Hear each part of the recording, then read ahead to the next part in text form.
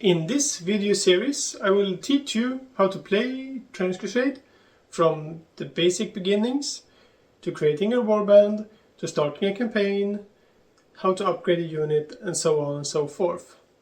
But in this first episode we will go through the basic actions like moving, shooting, and we will go through the dice, +1 dice, minus dice, blood markers, like the basic information you need to play an on and off game. The easy peasy things first. The entire thing is kinda easy, to be honest, so you'll get the hang of it. Let's go.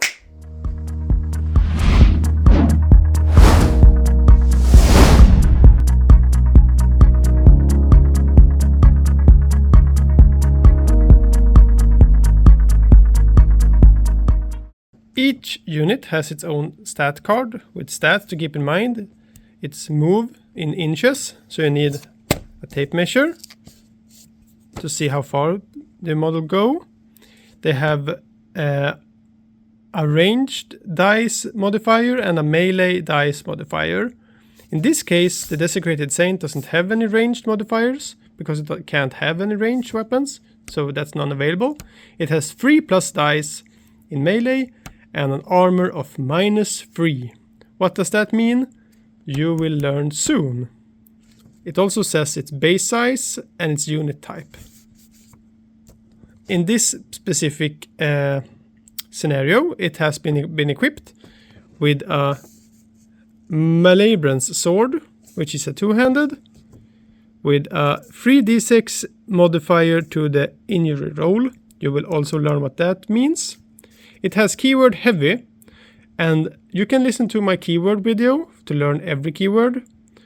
But as long as you are strong, as it has, the sword has heavy, and the Desecrated Saint has strong, so it can wield the heavy weapon without problems.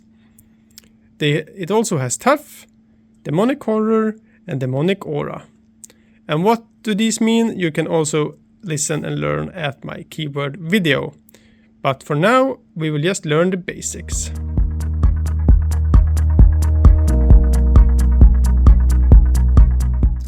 In this scenario, we have the brave captain of the Kalmar Union with its anti-tank sword. And we would like to kill this horrible heretic priest.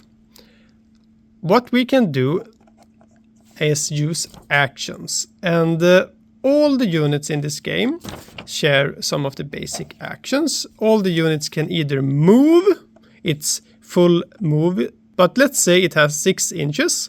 We could either use those inches to move, or we could, instead of moving, we could charge. And a charge is a d6 extra dice on top of its move. So a 1. Alright, so all in all we get 6 + 1, which means 7. And I think that's close enough. I'm not going to measure it because I only have one hand, but it's close enough. So we will move 7 inches. And because we are within 1 inch, we are in combat range. Instead of moving or charging, we could begin with another action, which is called dash. Dash is a risky action, and that means that if you fail, then this model's activation is over. But what it does is that you gain an extra move, which is very useful for, let's say, the heretic priest is up here, and we want to reach it in one go. Then we must dash first and then charge to reach that far away. So let's see if we succeed. And as everything in this game, you succeed on a 7 up. This was 3 and 4, so we succeed. We move an extra move, which is 6 inches. And then we can roll for a charge. So 6 + 3 is 9. And for argument's sake, let's say we succeeded. So we move 6 inches to the stairs and then move up the stairs. And yeah, we succeeded the charge.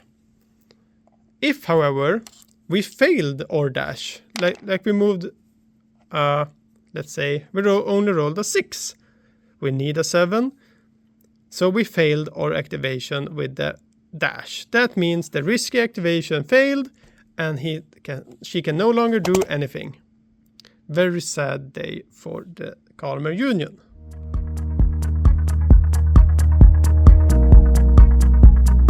We have now covered the basic movement and basic dash.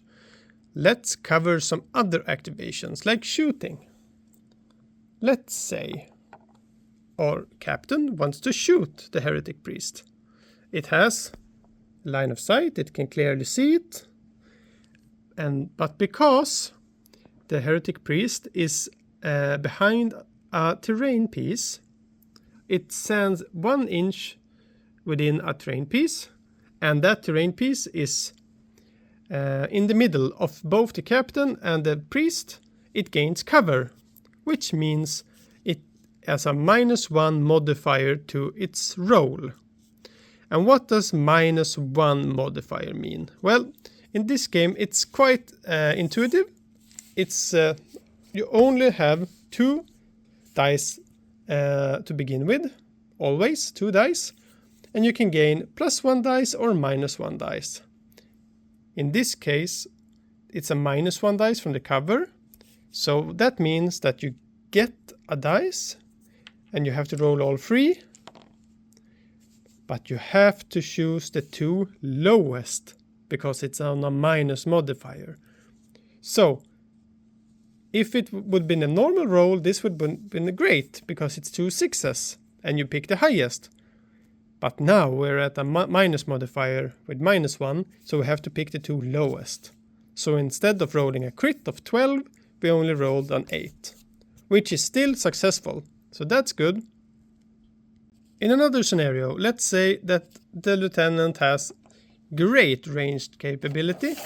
If you look at the unit card and it would have said like ranged +2 maybe, then we would have 2 as a standard and then gained an extra 2 from its unit card.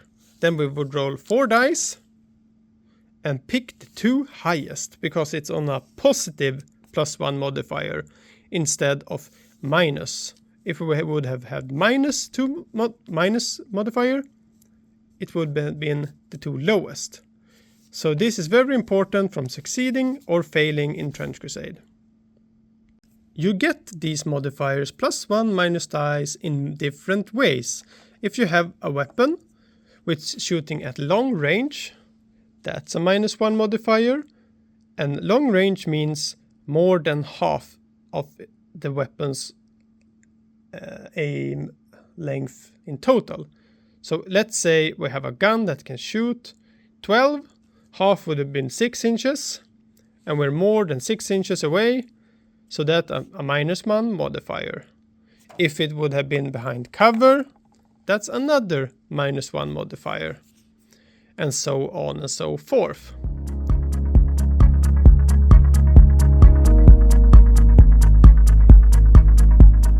But now we have charged the heretic priest and we're in combat. So, and we have a great sword with 2+ attacks on the unit. So let's roll to attack. We have 4 dice to attack. Yes, we succeeded with the 2 highest. It's an 8. We succeeded. And now we have to roll and see how much damage we do. If we want to compare to Warhammer, this is both the to wound roll and the save roll in the same thing. We will roll on an injury chart, which it means that the higher you roll, the better, and the armor of your opponent will modify your roll. So in best case scenario, we roll a 12. In worst, we roll a 2. So let's see what we roll.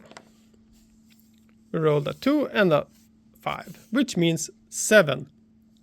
On the injury chart, you can see that the 7 is downed. The opponent gets downed and gain a blood marker. These are key to the game and will affect your gameplay in several different ways. You can kind of see them as health, like the more blood markers your opponent has, the worse they get and the easier they are to kill.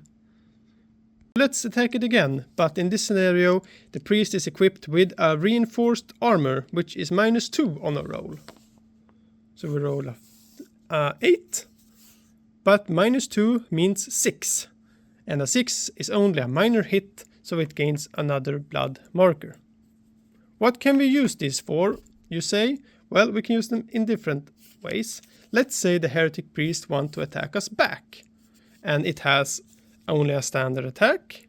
We can say, hey now, you're very damaged.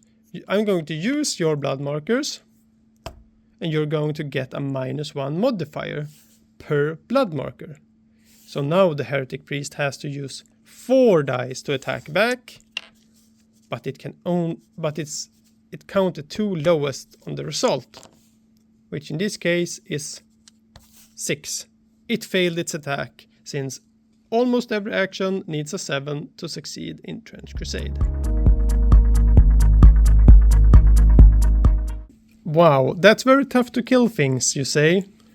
Well, it sometimes is in this game, but if they have high enough blood markers, you can use them to activate something called a Bloodbath, which means if I succeeded in hitting the target, I can spend all 6 blood markers to make a Bloodbath. And that means I get to roll a +1 dice on the injury roll, and I get to count 1, 2, 3, all of them together on the result, which in this case is 4, but let's say it is a 6 and a 4 and a 1. We get 11, which kills the priest. If the target is downed, however, we only need 3 blood markers to activate the Bloodbath. You can, instead of bloodbathing, we can use the blood markers to modify our injury roll in other ways. Let's say that we hit the target and we want to use the 2 of them. We can gain additional 2 dice on our injury chart. So we get 4 dice, but we only get to pick or count the 2 highest. We do not count all 3 as we do in the Bloodbath. We only count the 2 highest, which is still pretty bad when you're facing a target with high armor value. Like in this case it would have been a 6 instead of a 9 with Bloodbath. So Bloodbath is very key to killing things.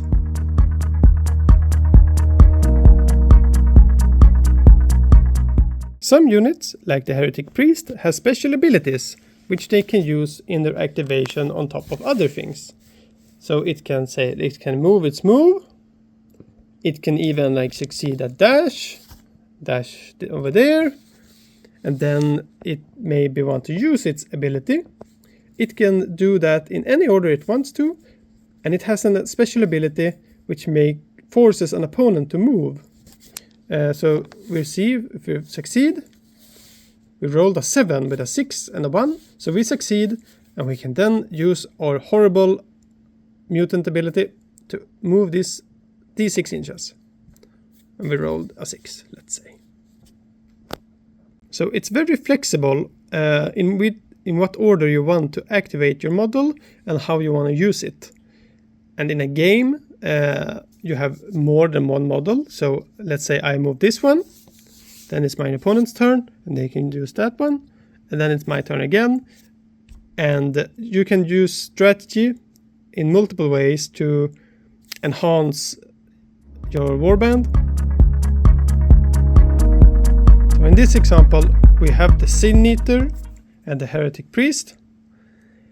The Sin Eater, in its turn, charges both. They have to declare, I want to charge both. So they roll a d6, and yeah, it was good enough, so it's in combat with both.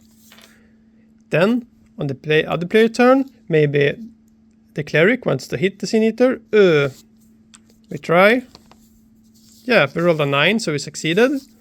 We rolled to see if it damaged. Yeah, we rolled a 9 again, which would have killed the Sin Eater if it didn't have so much armor. So that modifies the roll to a 7, which in this case makes it down. But let's pretend it's not downed. And it's now the Heretic Priest's turn. We can use that special ability we talked about before and force the cleric to move. Or even better, force the captain to move. We rolled a 6, but let's pretend we rolled a 7, at least. So we succeeded. We can now force a model to move, which means that it flees. Oh no, it flees, which means the Sin Eater can attack the fleeing target in reaction to that. So the trick here is forcing the opponent to flee and thus activating an extra attack for our Sin Eater. And he is very good at attacking. New Antioch has a special rule which is called Fire Team, and they can activate 2 models at the same time in any order of their choosing. So they can, for example, move with the greatsword, or let's say they can dash with the greatsword.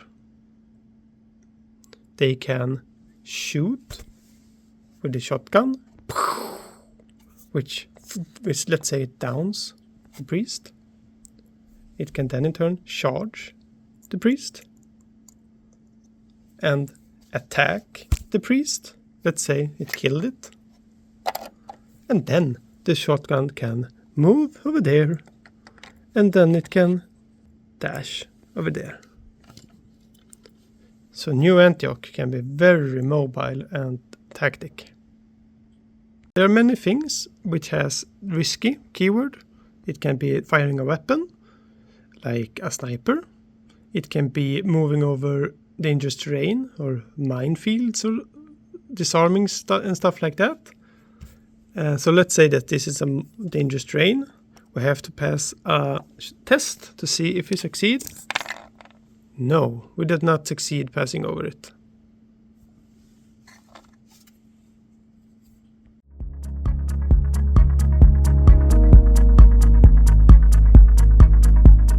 Most games have a limit of rounds, but you also can morale fail and lose that way. And you test morale when you have lost more than half of your starting warband. So now there's only 2 left, and we have to roll a morale test. Can you guess what we're gonna roll? Yes, 7. You guessed it. If you fail, you're out, and the game is lost. It also counts when people are downed and not only dead. This would also mean that they have to take a morale test. Or this. And the way cover works, if we want to make it more clear, is that as long as you are beside a terrain piece, and the terrain piece is between the firing target, the firing shotgun and the target, it gets the -1 dice cover. But if the shotgun would have been from the back, it does not get the cover bonus even though they stand behind a terrain piece.